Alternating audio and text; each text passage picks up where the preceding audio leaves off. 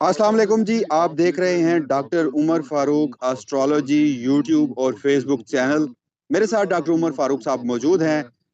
बड़ी डेवलपमेंट्स हो रही हैं इस वक्त मुल्क में, और इन्हीं बड़ी डेवलपमेंट्स के हवाले से ही डॉक्टर साहब माजी में अपने इसी प्लेटफॉर्म पे आपको बता चुके हैं, प्रेडिक्शंस कर चुके हैं।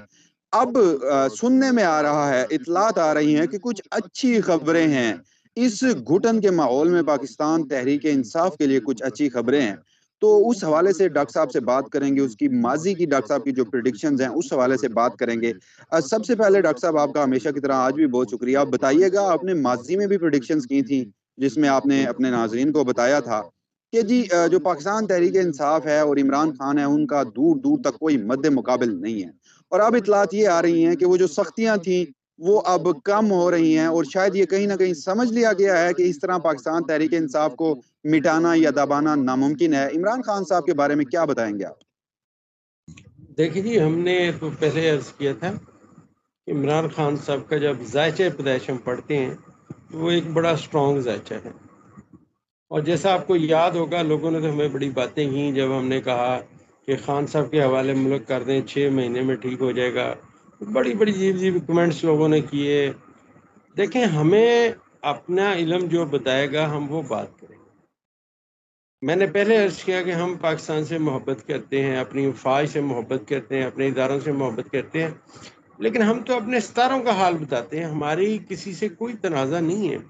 अब बात यह है कि खान साहब का जायचा पैदाइश बहुत स्ट्रॉन्ग है, और इस वक्त उनके जायचे में मैंने अर्ज किया था कि 9वें और 11वें खाने में जो सियारगान की आपस में पोजीशन है, एक तो वो बड़ी स्ट्रॉन्ग।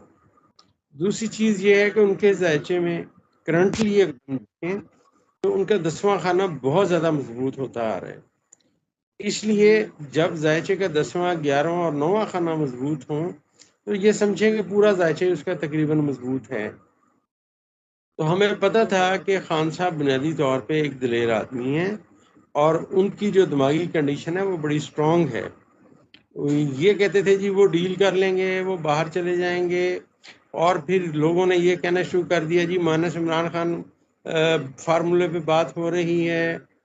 मैंने अर्ज किया था हर बंदा अपना मुकद्दर लेके पैदा हुआ है। यहाँ आप देखिए वसीम साहब, जज जो हमारे जजेस हैं बहुत इल्म रखने वाले हैं, हमारे डॉक्टर्स बहुत, इंजीनियर्स बहुत इल्म रखने वाले, टीचर्स बहुत इल्म रखने वाले हैं, साइंसदान बहुत इल्म रखने वाले हैं। लेकिन क्या हर साइंसदान का बेटा साइंसदान बना? क्या हर डॉक्टर का बेटा डॉक्टर बना? क्या हर जज का बेटा जज बना? अरे नहीं भाई, ये दुनिया अल्लाह पाक ने चलानी है, उसका अपना निज़ाम है। उस निज़ाम के तहत यहाँ पे हर चीज़ पैदा होती रहनी है जिसकी इस मुल्क को ज़रूरत है।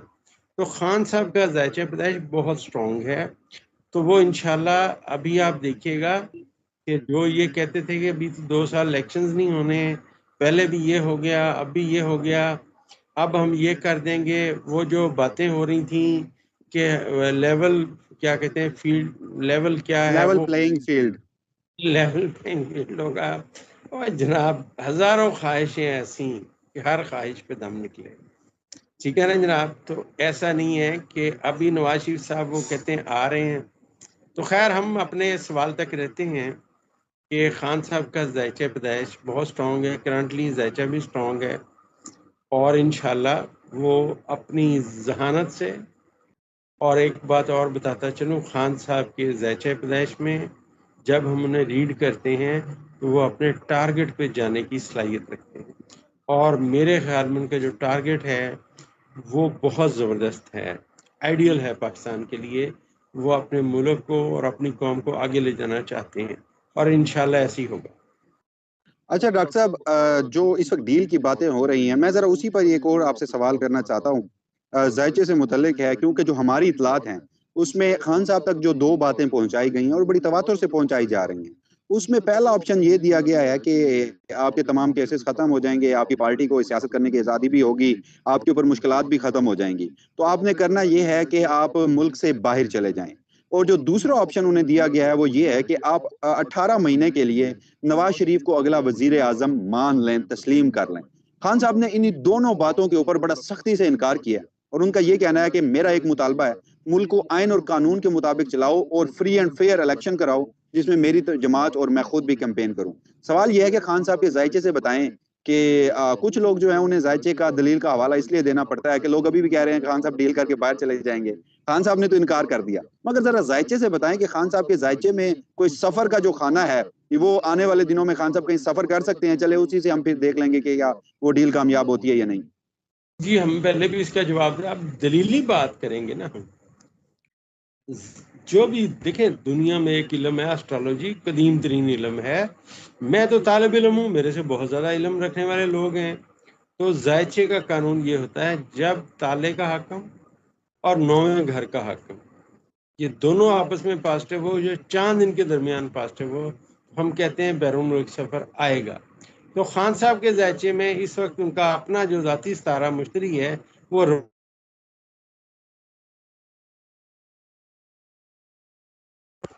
وہ جو تالے کا حاکم ستارہ ہے مشتری ان کا، وہ ذائچے کے چھٹے خانے میں ریورس حالت میں موجود ہے. تو اس لیے ہمیں نہیں لگتا کہ وہ کوئی ایسی بات نظر آئے کہ وہ بیرون ملک چلے جائیں گے.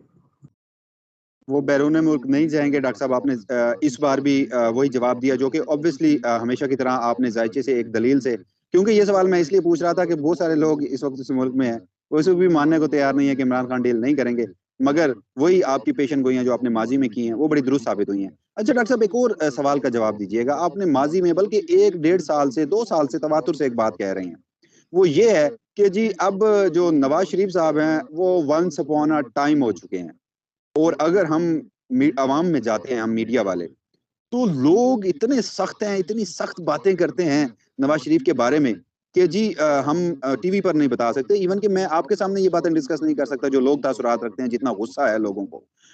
تو وہ آپ کی ایک پیشن گوئی تھی کہ اب جو نوجوان لوگ ہیں، نئے چہرے ہیں، وہ سیاست میں آئیں گے. اس سے متعلق ذرا کامنٹ کیجئے گا. اس کے اوپر آپ نے ذائچے پہ کام کیا، مزید اس کے حوالے سے کیا کہیں گے؟ ہمارے ذائچے میں بتاتا چلتا ہوں، علمی بات ہے کہ جو ہم نے پڑھا، ساتھ سیکھا، ہر بندے کی لائف میں جو پہلے 30 سال ہوتے ہیں، فرسٹ 30 ایئر آف لائف، اس میں مشکلات کا ایک دور آنا ہوتا ہے جو ہر بندے نے گزارنا ہے. وہ اس کے پیدا ہونے سے اگلے دن بھی آ سکتا ہے، عمر کے 27 سال میں بھی آ سکتا ہے، اور بعض کا وہ مطلب اسی وقت کے دوران آ جاتا ہے. ہائیسٹ جو اس کا ہوتا ہے 29 ایئر آف ایج میں بھی آ جاتا ہے سم ٹائم، لیکن وہ بہت کم ہوتا ہے. تو اس نے اپنی زندگی کا اندازاً آپ سمجھیے کہ 30 سال کی عمر میں اس نے اپنے کرائسس دیکھے.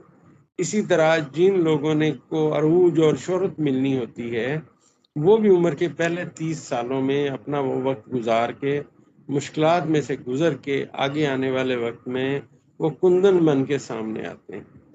اب جو صورتحال ہے ذائچے کی پاکستان میں، کیا پوری دنیا میں کچھ لوگ پیدا ہوئے، اور وہ جو سب لوگ ہیں، بہت سارے لوگوں کے میرے پاس ذائچے ہیں، پوری دنیا کے تو خیر نہیں ہیں، اور میں نے انہیں بڑا ذہین لوگ پایا، اور وہ کریٹو ہیں، کریشن کرنے والے ہیں. تو ہمارے کیونکہ پاکستان کے ذائچے میں جو وزیر اعظم کا ستارہ ہوتا ہے وہ اس دوران میں بادشاہ بنا تھا، اور ایک اور ستارہ یورنس ہے وہ بھی بادشاہ بنا ہوا تھا. لہٰذا ہماری پریڈکشن یہ ہے کہ اب سیاست میں وہ چہرے سامنے آئیں گے جو 76 سے لے کے تقریباً 82 کے درمیان پیدا ہوئے. اس سے اگلی پنیری بھی آنے والی ہے، لیکن اس کو ابھی 10 سال دے رہا ہے. وہ بھی انشاءاللہ ہم اپنے پروگرام میں بتائیں گے کہ ہم کیا سمجھتے ہیں کہ اگلے سیاستدان سیاست میں کب آئیں گے. تو ابھی یہ نئے چہروں کی آمد کی اطلاع ہے. جی ڈاکٹر صاحب بالکل نئے چہروں کے آمد کی اطلاع ہے. تو اسی حوالے سے ڈاکٹر عمر فاروق صاحب سے آج ہم نے وہ بات کی جو اس وقت موجودہ ملکی صورتحال سے متعلق ہے. مزید کوئی اپڈیٹ ہوگی ڈاکٹر عمر فاروق اپنے یوٹیوب اور فیس بک چینل پر آپ کی خدمت میں حاضر ہوں گے. تب تک کے لیے اجازت دیجیے. اللہ حافظ.